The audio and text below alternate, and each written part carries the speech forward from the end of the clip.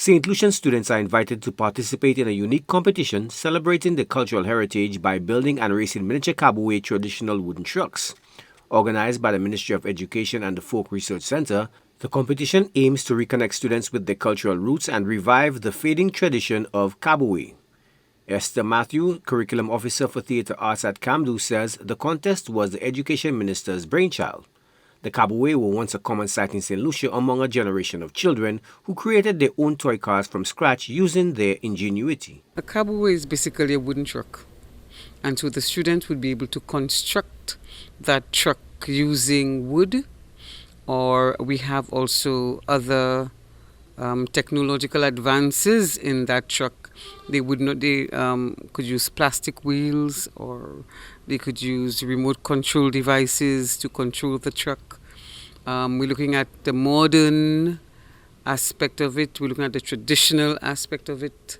And whichever ideas the students would derive from creating their own productions would work. The competition allows students to build their own versions using wood, incorporating both traditional and modern elements. They can choose to construct their Kabouwe with plastic wheels or opt for remote control functionality. Registration forms have been sent to all schools and participants will be judged in 8 categories.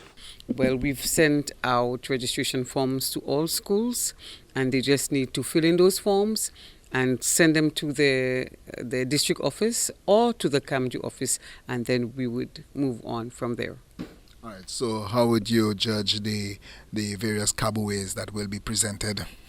There are about 8 categories. There are categories that deal with best modern, best traditional, Kabouwe created by a girl, Kabouwes that are inclusive of remote control devices. What else? What other Kabouwes we have? The fastest Kabouwe, of course, that would include the students running with the Kabouwe, the most creative Kabouwes and such like. The grand finale is scheduled for February 16th at the Parliament parking lot, where students will showcase their creations, video footage of the building process, and compete in obstacle courses with their Kabouwes. The competition also offers attractive prizes, including monetary awards, cell phones, headsets, and prizes like trips to local water parks. We're thinking that it would be a positive experience for the youngsters, the children, that they would work with the people in the community who know about Kabouwe. Also, they would get in touch with their cultural heritage, because a lot of people, when you ask around, they don't know what a Kabouwe is. And those who know what a Kabouwe is are not practicing it. And that we find might be a heritage that is being lost.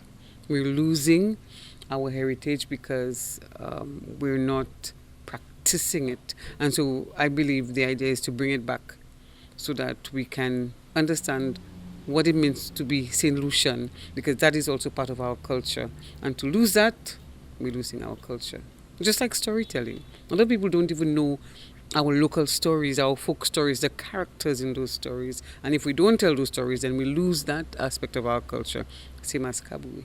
While some concerns were raised about the use of plastic wheels in the traditional Kabouwe, organizers clarified that both traditional and modern elements are encouraged, offering flexibility for student creativity.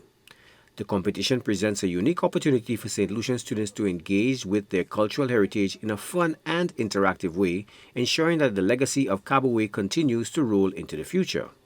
Joachim Duplessis, HDS News Force.